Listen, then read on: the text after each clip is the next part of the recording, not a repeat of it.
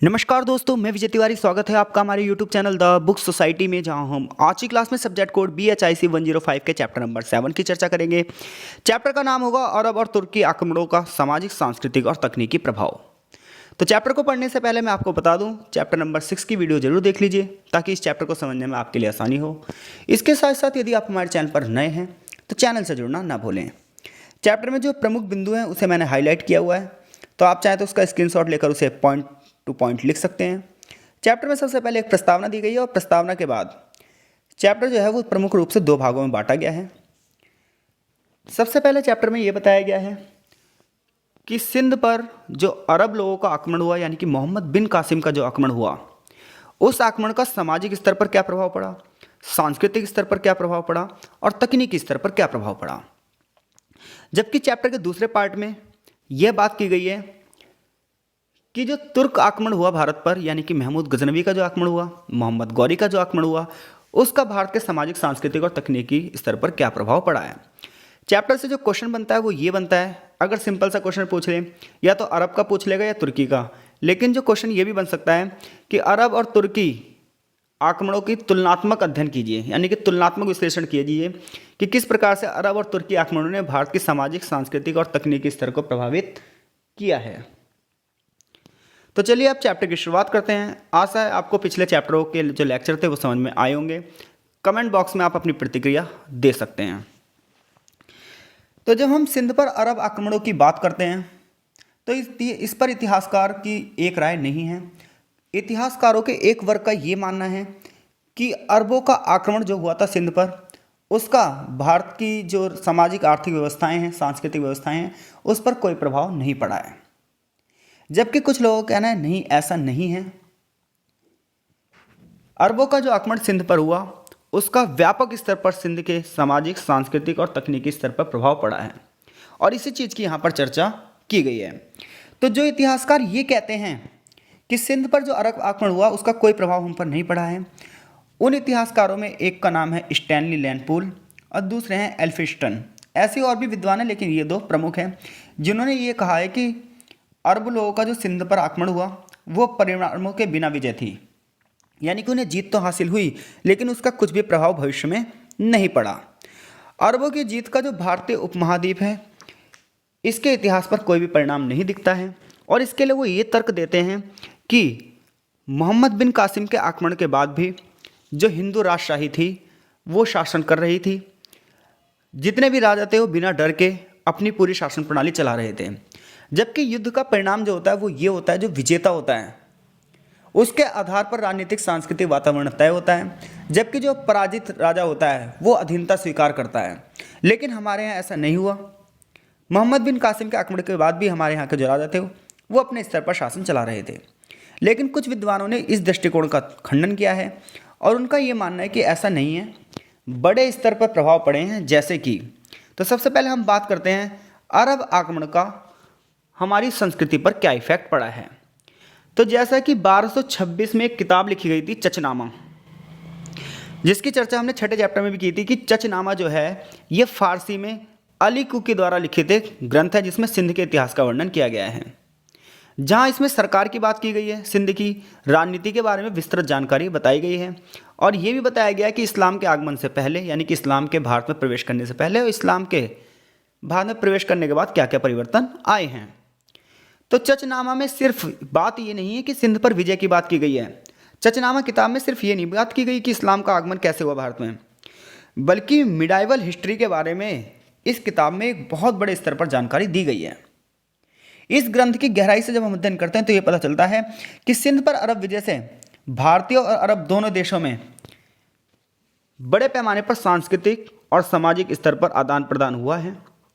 जैसा कि इक्तेदार हुसैन सिद्दीकी का मानना है कि अरबों ने 8वीं शताब्दी के प्रारंभ में सिंध और दक्षिण पंजाब के क्षेत्रों को जीत लिया और मोहम्मद बिन कासिम जो था आक्रमणकारी, इसने नई कानून प्रणाली की शुरुआत करी और जो पुराने जातीय कस्बे थे उन सबको इससे अलग किया। इस प्रकार जो विदेशी व्यापार, न केवल इस क्षेत्र में व्यापार और वाणिज्य को बढ़ावा मिला, बल्कि स्वदेशी शिल्प को संशोधित करने और नए लोगों को भी इसमें शामिल करने का मार्ग प्रशस्त किया। यानी कि जब मोहम्मद बिन कासिम ने भारत पर आक्रमण किया तो उस आक्रमण में विजय के पश्चात उसने क्या करा, सिंध में जितने व्यापारिक जो क्षेत्र थे उनको बढ़ावा दिया ताकि उसकी आय ज़्यादा से ज़्यादा बढ़ सके। दूसरी बात ये थी, जो हमारी शिल्पकला थी, जो भारतीय शिल्पकला थी, जो सिंध की शिल्पकला थी, उसमें भी संशोधन किया गया ताकि उसकी कारीगरी को और उच्च बढ़ाया जाए, जैसे कि आगे एग्जाम्पल भी दिया है। तो ये सब चीज़ें हमें कौन सी किताब से पता चलती हैं? ये सब चीज़ें हमें चचनामा से पता चलती है। इसके अलावा चचनामा हमें यह भी बताती है किताब, जो कि किसने लिखी है, अली कूफी ने लिखी है।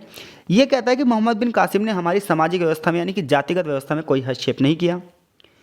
योहानन फ्रेडमैन जो कि एक विद्वान है, उन्होंने चचनामा का गहराई से अध्ययन किया है और ये बताया है कि कासिम ने अपने राज्य में सामाजिक परंपराओं को वैसे ही चलने दिया जैसे पहले चलती थी।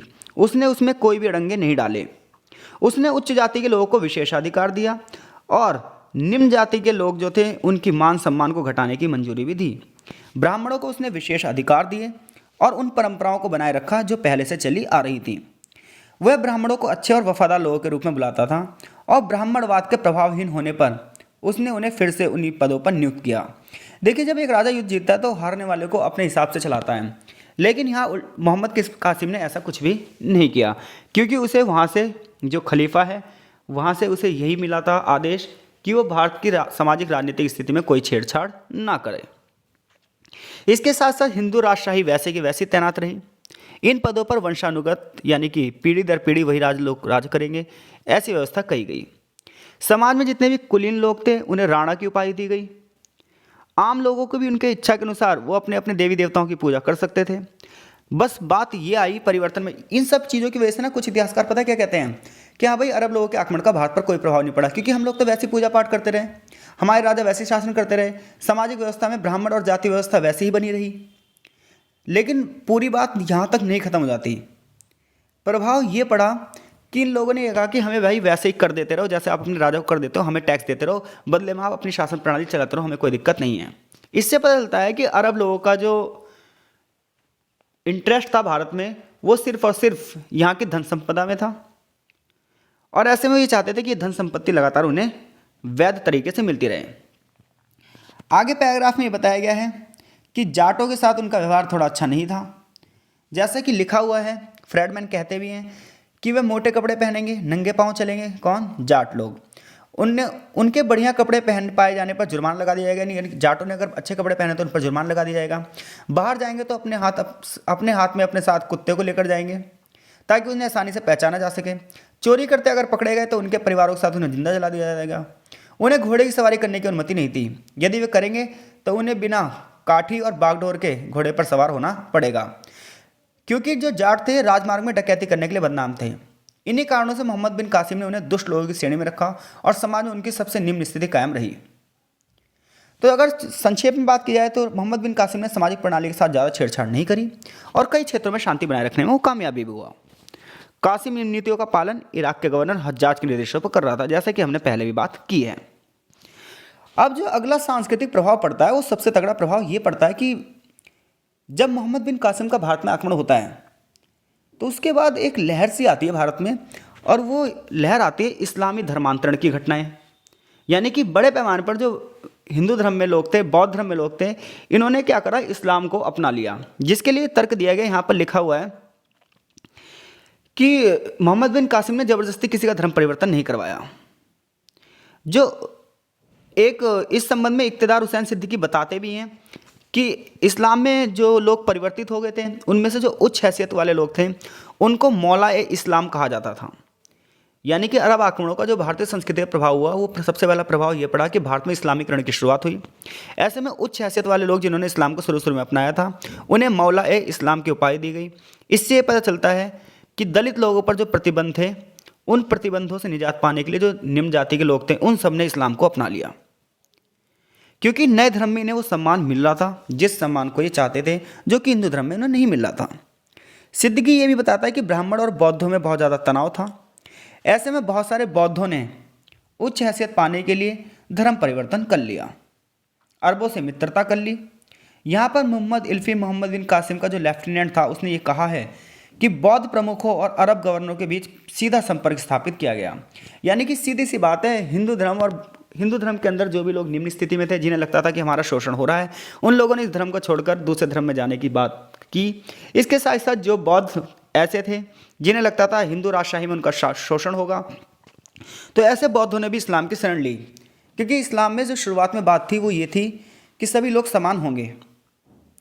तो कई बौद्ध प्रमुखों ने खलीफा की अधीनता स्वीकार करी, क्योंकि ब्राह्मणी शासक बौद्धों पर अत्याचार करते थे। जैसे कि सिद्दीकी ने कहा भी है कि सद्भावना और दोस्ती के माहौल में जितने भी जीते हुए क्षेत्र थे, उसमें इस्लाम का धर्मांतरण सिर्फ इसीलिए हुआ क्योंकि वो हिंदू धर्म की त्रुटियां थीं। इस्लाम धर्म में मौजूद जो समानतावादी माहौल था, इसने हिंदू समाज के जितने भी निम्न जाति के लोग थे इन्हें मोहित कर लिया और ये लोग आकर्षित होकर इस्लाम में परिवर्तित हो गए। तो जो सबसे बड़ा सांस्कृतिक प्रभाव पड़ता है वो कौन सा प्रभाव पड़ता है? बड़े पैमाने पर लोगों का धर्मांतरण। तो इस्लाम का प्रभाव ग्रामीण इलाकों में लेकिन नहीं था, ये सिर्फ शहरों तक ही सीमित था, क्योंकि ग्रामीण इलाकों में लोग अपनी पैतृक धर्म का पालन करते थे। 10वीं शताब्दी में जो मुस्लिम मिशनरियाँ हैं वो ग्रामीण क्षेत्र में जाती हैं और बड़े पैमाने पर आदिवासी क्षेत्रों में लोगों का धर्मांतरण किया जाता है। तो अरब आक्रमण का जब हम सामाजिक धार्मिक प्रभाव पढ़ते हैं तो बौद्धिक प्रभाव भी दिखाई देता है। बड़े स्तर पर भारत और अरब संस्कृतियों का आदान प्रदान हुआ। दोनों क्षेत्रों में बौद्धिक संस्कृतियों को प्रोत्साहित किया गया, चाहे वो साहित्य के क्षेत्र में हो, चाहे वो चिकित्सा के क्षेत्र में हो, यानी कि बड़े पैमाने पर ज्ञान विज्ञान का भी आदान प्रदान किया गया। यानी कि भारत में जो विचार थे वो अरब गए और अरब से जो विचार थे वो भारत में आए, चाहे वो साहित्य के स्तर पर हो, चाहे वो चिकित्सा के स्तर पर हो, चाहे वो गणित के स्तर पर हो, चाहे वो विज्ञान के स्तर पर हो, हर स्तर पर बड़े पैमाने पर भारतीय जो किताबें थी, भारतीय साहित्य, इनका अरबी भाषा में अनुवाद भी किया गया। जैसे कि यहाँ पर एग्जाम्पल दिया भी है कि एक हिंदू खगोल शास्त्री और गणितज्ञ संस्कृत में ब्रह्मगुप्त रचित ब्रह्म सिद्धांत को लेकर बगदाद पहुंचा। इसी प्रकार से एक अरब गणितज्ञ की मदद से अरबी भाषा में इसका अनुवाद किया गया और इसका नाम सिंध हिंद रखा गया। अरबों ने भारतीय चिकित्सा पर भी बहुत ज़्यादा ध्यान दिया। कम से कम 15 संस्कृत की जो किताबें थी उन्हें अरबी भाषा में अनुवाद किया गया। इसके अलावा पंचतंत्र की कहानियाँ, नैतिकता, जादू से आधारित जितनी भी किताबें थी, इनका अरबी और फारसी भाषा में क्या किया गया? अनुवाद किया गया। इसके अलावा भारत की जो ज्योतिष विद्या थी, हस्तरेखा विज्ञान थी, इन पुस्तकों का भी अरबी में अनुवाद किया गया। इसके अलावा शासन करने की कला, युद्ध की कला, लॉजिकली चीज़ें, नैतिकता यानी कि एथिक्स, जादू, इन सब का भी अनुवाद किया गया। ये सब तो भारतीय संस्कृति का अरब पर जो प्रभाव पड़ा वो है। अब अरब संस्कृति का भारत पर क्या प्रभाव पड़ेगा?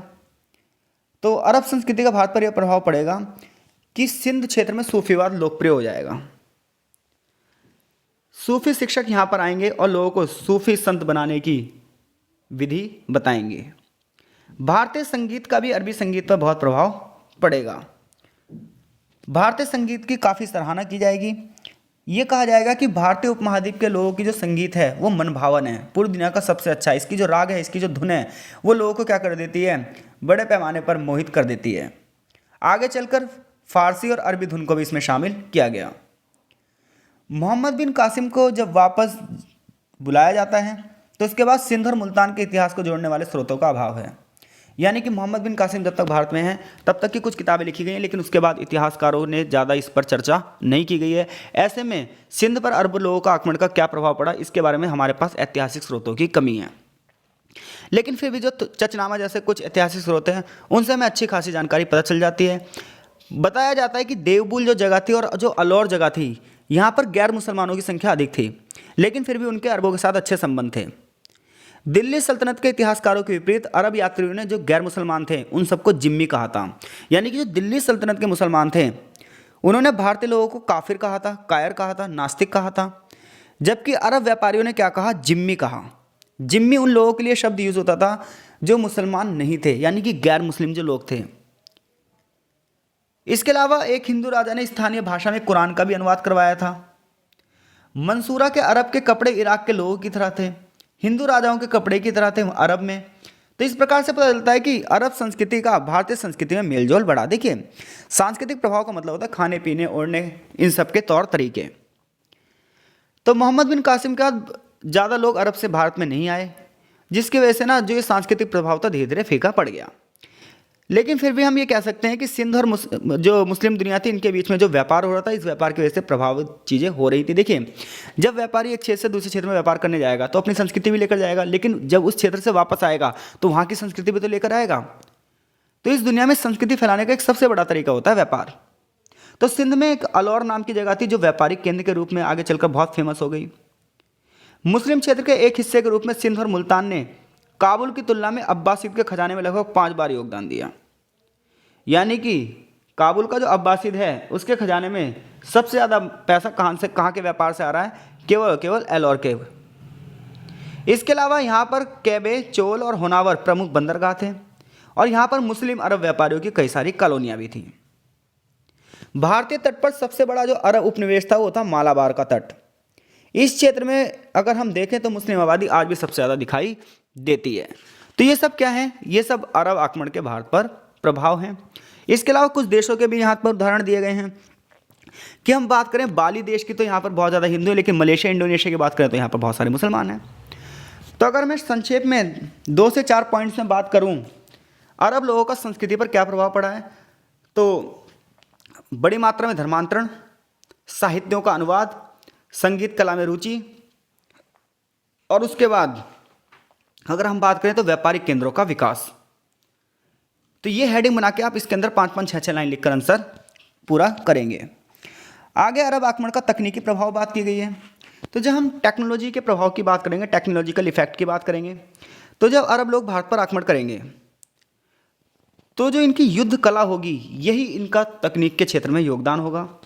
जहाँ 2 चीज़ यहाँ पर यूज़ करेंगे। सबसे पहले ये लोग जो यूज़ करेंगे, जो कि चचनामा में लिखा है कि तीर की नोक पर नाफ्ता को लगाएंगे जो कि आग के शोले बरसाएगा। यानी कि एक नए प्रकार का हथियार जिसे हम नाफ्ता या ग्रीक आग कहेंगे। इसमें क्या होगा, तीर के ऊपर इस चीज़ को लगा के और छोड़ दिया जाएगा और ये आग के गोले बरसाएगा। और दूसरा जो है वो है मंजानिक, या फिर इसे हम मैंगोनेल भी कह सकते हैं। ये भी एक अलग प्रकार का हथियार था जो कि मंदिर के ऊंचे ऊंचे शिखर पर पत्थर फेंकने का काम आता था। तो तकनीकी प्रभाव में बस इन 2 हथियारों के बारे में बात की गई जो कि मैंने हाईलाइट भी कर रखा है। आगे अगर हम चैप्टर की बात करें तो आगे चैप्टर में तुर्क के प्रभाव की बात की गई है और इसी प्रकार से वो सामाजिक, आर्थिक, राजनीतिक और सांस्कृतिक क्षेत्र में बात करेंगे। तो देखिए, जब हम तुर्कों की बात करते हैं तो तुर्कों का जो प्रभाव है वो अरब लोगों से बहुत ज़्यादा है, क्योंकि अरब लोग जो हैं वो सिर्फ और सिर्फ भारत पर आक्रमण करेंगे, विजित होंगे, लेकिन जो होंगे तुर्क लोग, इसमें जो महमूद गजनवी होगा वो तो एक लुटेरे के रूप में आएगा और बार बार आक्रमण करके भारतीय राजाओं को परेशान करेगा। लेकिन जब मोहम्मद गौरी भारत पर आएगा आक्रमण करने तो उसकी दिलचस्पी भारतीय प्रशासन में भी होगी और वो अपने एक गुलाम कुतुबुद्दीन ऐबक को यहाँ पर छोड़कर चला जाएगा। ऐसे में मोहम्मद गौरी का इफेक्ट भारत पर बहुत ज़्यादा पड़ेगा, जो कि आगे चैप्टर में बताया भी गया है। तो जो शुरुआत है वो यहाँ से है कि तुर्क आक्रमण के सामाजिक, सांस्कृतिक और तकनीकी प्रभाव क्या हैं। इससे पहले जो मैंने पैराग्राफ अभी छोड़ा है ये 6 चैप्टर में हम ऑलरेडी पढ़ चुके हैं, तो इसको आप वहाँ पे पढ़ सकते हैं। तो तुर्क आक्रमण का जो सबसे पहला जो सांस्कृतिक प्रभाव हुआ है वो प्रभाव ये हुआ है कि जब मोहम्मद गजनवी ने हम पर आक्रमण किया तो बड़े पैमाने पर उसने हमारे क्षेत्र को लूटा। जैसे कि इतिहासकार सतीश चंद्रा कहते हैं कि पंजाब पर जब गजनी का आक्रमण हुआ तो इसकी वजह से मुसलमान और हिंदुओं के बीच में जो संबंध थे वो अलग अलग हो गए। इस आक्रमण का यानी कि महमूद गजनवी के आक्रमण का पहला उद्देश्य तो ये था कि भारत की अकूत की धन संपदा को कैसे लूटा जाए, और दूसरा ये था कि व्यापारिक चीज़ें जो थी वो बहाल की जाएं। यानी कि जब तक युद्ध होता था तब तक व्यापार में रुकावट होती थी और जब युद्ध रुक जाता था तो व्यापार पहले की तरह दोबारा चलने लग जाता था। तो कहता है जब सैनिक कार्रवाई खत्म होती थी तो खुरासान और भारत के बीच में फिर से व्यापारिक मार्ग खुल जाते थे। मुस्लिम व्यापारियों ने मध्य और पश्चिमी एशिया के साथ भारत के व्यापार को बढ़ाया और उत्तर भारत के शहरों का विकास किया।